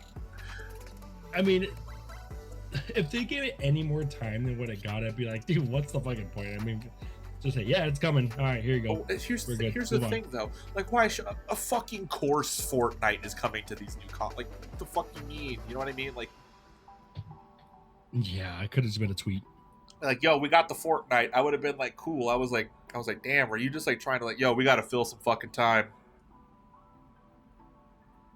You know, the funny part is like, Fortnite's not gonna get any more like optimization or anything like that. I mean, it's got to run on the Switch, you know. Yeah, that is very true. Like you got this beefy console to run this game that can probably run on its sleep mode. Oh yeah, like I don't know, man. Especially now, like after all the Epic and Apple shit, I was just like, seeing Fortnite on anything is just so weird to me now. Yeah. Sure, whatever. It's gonna be a hit. Yeah, of Kids will course, play this it. massively popular game is going to be on the next generation of consoles. Who would have thought? I mean, I'm sure Minecraft is coming, and it's probably gonna get a similar announcement. But like, at least that's like getting updates to support like ray tracing and things like that. Yeah, at least you Fortnite can never make will. Minecraft look fucking insane now. So it's just like, but Fortnite's still just Fortnite. It's the same old Fortnite. And speaking of, I saw a stream of people playing like Minecraft with like the dynamic lighting and stuff, and I was like, "What the fuck is this?" Like, Yeah, dude, it's insane. I was like, "This is Minecraft." I was like, "This is fucked up." We've come a long way in the past 10 Dude, years. straight up, the first thing I thought was like, the second I get this new computer, I think I'm buying Minecraft and just fucking upgrading the shit out of it. Dude, I will fucking play some Minecraft with you. Dude, I was just like, I can't believe. Like, I was like, look at the water. It glimmers. I was like, bro, I can't believe that I'm building a brand new fucking PC, and the one thing I'm most excited for is fucking Minecraft. I mean, it's something more to look forward to than my fucking Battletoads. Beautiful. I mean, okay, so I know I said, okay, it'll never get upgraded. I'm like, and I granted, okay, Minecraft is on the Switch, but Minecraft ain't meant to be connected all like that, like Fortnite is. Like, other than Apple, Fortnite's not gonna leave anyone behind, you know? Yeah, that's true. Which really sucks for Apple players. Holy shit, like, that just sunk in a Yeah, bit more. RIP to every single Apple player. Which was a lot of you all. It was like 30% of like their user base. My condolences. Go play a real game. Like Minecraft on your PC that you're Bro, building. you can just play. They can play Minecraft on their phone. It's not free, but they can fucking play it. So Yeah, but the rays ain't gonna be traced. that's true. So the in quotations last game they announced, sort of, was the PlayStation Plus collection, which is a bunch of just PS4 titles that they're having for PS5 available at launch in a happy little bundle. I'm on board. I thought that was really Yo, cool. straight up, The Last of Us being in there is more than enough for me, honestly. Yeah, and like, I kind of see this as like an answer to like the whole Game Pass thing, of like having like a shit ton of games available on launch. Like, obviously between the two, I mean, if you're comparing, obviously there's more games probably on Game Pass, but these are also a lot of newer games too, so there's value in it. And it's at no extra cost if you're playing online, which if you're on PlayStation, you probably are. Yeah, so it's like it's cool. I like that they're doing that. It was a short little thing. It was basically just like a list, and I was like, okay. Yep, there's some games on here, but sure. I mean, I'll probably pay for a month and just kind of play a couple games. Yeah, me too. I don't see any reason to keep a PS Plus subscription. I haven't had it up in a while. I think since I moved in here, actually, I haven't had a PS Plus subscription. It's been like a couple years at least, almost a couple years. But yeah, I would definitely resub for a little bit just to take advantage of this. Yeah, like if there's a game I'm interested in, just pay for a month and then play it, and then yeah, be good until there's another game. I will absolutely play through Last of Us once again. I think I would too. And so the big news after that was they finally announced price and release date. So PS5, if you are getting the version with the disc drive, that is going to set you back $499, and the discless digital version is $399. I'm on board. Yeah, which is perfectly reasonable. It's just insane that Xbox undercut them pretty good. Here's the thing, though. Like, yeah, Xbox undercut them, but now Sony's move can be, yeah, like theirs is cheaper, but for $100 more, you can get this big dick motherfucker over here. You know what I mean? You just don't have a disc drive. Right, yeah. And I mean, it's good pricing, and like I said, I mean, what was it? PS3's originally sold for like $599. Yeah, there was like insane. A chart, and I was like, PS3s were fucking expensive, dude. Like, what the hell? And they were definitely the lesser of the two consoles between that and 360. You know? Oh, as far as like yeah, power. for sure. Like, Xbox 360 ran circles around fucking PS3. Right. Yeah. Red Ring exception, of course. Oh yeah. But I'm talking like the black models of Xbox 360. Those were like, oh, that was the good shit. Oh yeah, it was with that touchscreen button that did the little boop every time we barely even touched it. Oh yeah, love that. Um, these are very much a great value, especially considering the power and the performance you're getting out of them. Um, I don't hate the pricing. I mean, yes, Xbox has the leg on them for it, and I do think they'll benefit from that. That being said, they already made the decision for us by going on PC, so it's like, yeah, cool. Yeah, I'll just buy it. If I had to buy a console, this is the one. And I was fully Yours. expecting the big version to be $5.99 and the little one to be $4.99 too. Like I was bracing for that. So right. Yeah, and release date for these consoles is November 12th, so just 2 days behind Series X. And here's what I think is going to be the game changer: financing. Yeah, the financing is going to be a very big deal, especially because there's no upfront cost to play on Xbox. Plus, you get Game Pass.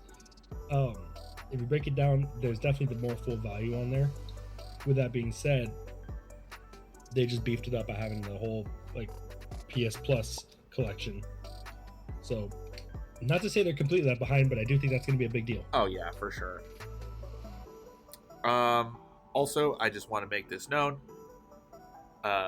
Pre-orders were supposed to go live as of recording tomorrow, the 17th.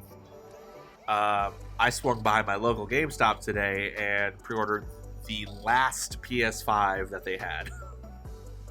Right, which I don't know. Did you hear that there was kind of production problems with the PlayStation 5? I haven't heard anything about that. I'm just wondering if, GameStop is being less and less of a trusted retailer nowadays. I think it's just more of the fact that they're probably just wanting less copies in GameStop.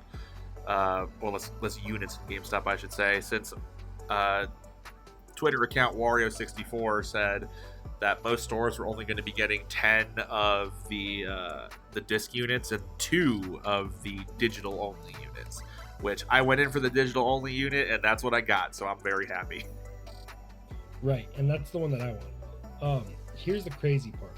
So I had seen a couple stories trying to keep up a little bit of the news for the dock, and apparently there was, I guess, like chip issues with production on the PS4, and that they had to figure something out, so the first batch might be iffy. Now, take that with a grain of salt. It also may or may not be true, but apparently they're kind of rushing to get more out there and have to basically airship all the PlayStations to retailers, which costs a lot more than typical, I guess, boat and like freight shipping and all that, which is very interesting to kind of think of, because hearing, okay, there's limited pre-orders, I think it might just be kind of lending credence to maybe there might be a little bit low supply due to some kind of production error. Maybe. I guess we'll see when the thing comes out. Right, and I think I'm connecting the dots based off of the news, which is kind of a little bit rumor that I'd heard. It would definitely make sense if that's the case. Yeah. Big if true. So yeah, and I thought that was the end of the whole conference, but they left off with one last little bombshell after the release of the release date and the price. And it was a bombshell. It was a Metroid 4 style bombshell. God of War Ragnarok, baby. Let's go. With more info than Metroid Prime 4, because this game's coming out, was it next year, right? Yes, I believe so. Very soon from what I thought it would be. So the fact that it's coming out so soon makes me think that it's very much like a Miles Morales kind of situation. Like, I imagine this will be sort of a add-on to PS4 God of War, and I'm assuming they're going to do the same thing that they're doing with Miles, and they'll just like, hey, buy a PS5 version of God of War and you get this thing with it for $70 or whatever. Well, the thing is, and here's the part. Like, I like the idea that they're doing that, but also it's kind of like, if you got your, I guess, but maybe remaster. Okay, so I'll think out loud. So if you got your PlayStation Plus subscription, you're already getting Spider-Man, you're already getting God of War. So it's kind of what's the point? But if they remaster it, then yeah, sure, okay. Yeah, I could see that too, but I mean, they'll probably do anything to try to just sell a game again and get another SKU out there. You know what I mean? So right, I definitely wouldn't put it past anybody to just be like, "Oh, buy this. Here you go." Like, maybe it comes with like extra shit. Who knows? Right. Although I will say, okay, so you know how I said there's probably like if there's a game I want to play, I'll pay for a month and play it. God of War is probably that game. Yo, God of War is not fucking played great, man. Right, and if like say like I'd pay what like $10 worth for 1 month, that's worth it. Oh yeah. I would definitely pay that much just to play God of War. It's worth it, dude. That game's real fucking good. Yeah, definitely. So cool way to end the conference on a really high and speculative note at the same time. It got people talking like, what could this be? And obviously, we're kind of thinking, okay, maybe the Miles Morales route. If it's a whole other new game, then even better. Do you think they'll eventually pass the torch on from Kratos to Son of War? Maybe. I think that's how they build it up, but given how story events in that go and knowing how mythology is, I'm not sure if that's actually how that goes. Son of War dies. Kratos is pissed. Third installment. Well, I mean, do you know the twist at the end of God of War? Like, I know we're past statute of limitations. I know you're gonna play it, so I don't know if... I think I heard it at one point, but I also don't remember. It turns out Kratos' son is Loki. Yes, okay, yes, I did know that. So yeah, like, I don't know if, like, how that comes into play if you make a God of War sequel where you play as the kid. Like, I don't know. Yeah, I mean, maybe he's the one that brings Ragnarok. Okay, maybe. Who knows? We will have to wait and see. I think that last God of War game is incredible. It was one of my favorite games that came out the year that it did. So I'm very excited to play something else in that universe. We'll just have to wait and see. But overall, I mean, there's enough for justify a PS5. Oh yeah, if there wasn't before, like, definitely knowing that there's a God of War game on the horizon, I'm just like, yeah, absolutely. Now it's just like, now I just gotta wait until November. That's all we can do. That's all we can do. But if you got the pre-order in, cool. I mean, hopefully you get more. I haven't looked into it at all. Maybe that'll be a hot topic for the news next week. Yeah, we'll see how the pre-ordering goes. It might be a fucking nightmare for all involved. I was originally going to get the Amazon pre-order, but I know how much of a nightmare that can be sometimes with Amazon pre-orders and like stock issues and stuff like that. So I was like, I think I feel more comfortable seeing if GameStop has any, so I can just fucking confirm that I'm getting one. Yeah, exactly. But is there anything else you want to chime in before we bring this one in? I think in regards to the conferences, no. I think that does it. I just really. It sucks comparing the two, obviously, because there's no comparison, I think. But damn, that PlayStation showcase today was really fucking good. Yeah, it was. I'm excited. Me too. And it's crazy that we're literally a couple months away. Well, at least next week we got some Nintendo stuff to talk about, and maybe anything new that comes out. I don't know. We will. We'll definitely have. I'll talk about Mario. I'll kick off on that. Oh yeah, you're gonna have to give the Mario. Will do. For the pod. But yeah, that will be doing it for us here at the Minigames podcast. This was episode 30. Quick little plug. We mentioned it earlier briefly. The Dungeons and Dragons podcast that I'm on, Dungeon Hunters.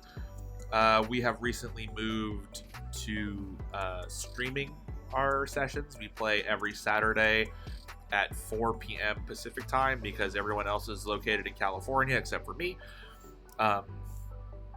We just finished wrapping up our completely homebrewed campaign season 1, and then we're doing like some weird shit this week, and then we have next week off. But then after that, I am taking up the Dungeon Master mantle, and we are going to go deep dive into the new Dungeons & Dragons module that was released, Rime of the Frost Maiden. It's supposed to be really spooky, should be really cool. But yeah, Saturdays at 4 p.m. Pacific time, California time, once again. But yeah, this has been episode 30 of the Minigames podcast. If you need to find us on the internet, you can find Keith on Twitter and Instagram at WHOO, WHOO _Keith. He would like me to say fuck you, Chris, at this time. He is taking a little tinkle break. You can find me on Twitter and Instagram. Twitter is BadXHealth. Instagram is You Broke Like Glass. The A in glass is replaced by the letter X because the original name was taken. Someone's squatting on it, and I hate it. You can find us collectively on the internet at Minigames Cast on Twitter and Instagram. We're working on a new Facebook page because I had that thing built a long time ago, and I don't use it. And yeah, I don't even know if anyone uses Facebook anymore, but that's going to be a thing. What else? Oh yeah, we have a YouTube channel now. We don't have a URL, Jesus Christ, yet, unfortunately. But we're trying to get to 100 subscribers so we can get that. So just search Minigames Cast on YouTube. We are uploading full-length episodes there as well. Keith is using his newfound video editing prowess to post little clips of previous weeks. So by the time this episode you're hearing this, there will be a clip from last week's episode where we talk about our eternal love for our sweet god Luigi, who we truly do simp for. One more little thing, if you need to find the podcast anywhere, we are available on Stitcher, Apple Podcasts, Spotify, Breaker, our home, Anchor. Honestly, if there's a place that you listen to podcasts, we are probably on there. But yeah, like I said, that was episode 30 of the Minigames podcast. We will see you guys next week. Thank you all for listening. Have a great day, night, evening, weekend, whenever you're listening to this. Have a good that. Goodbye.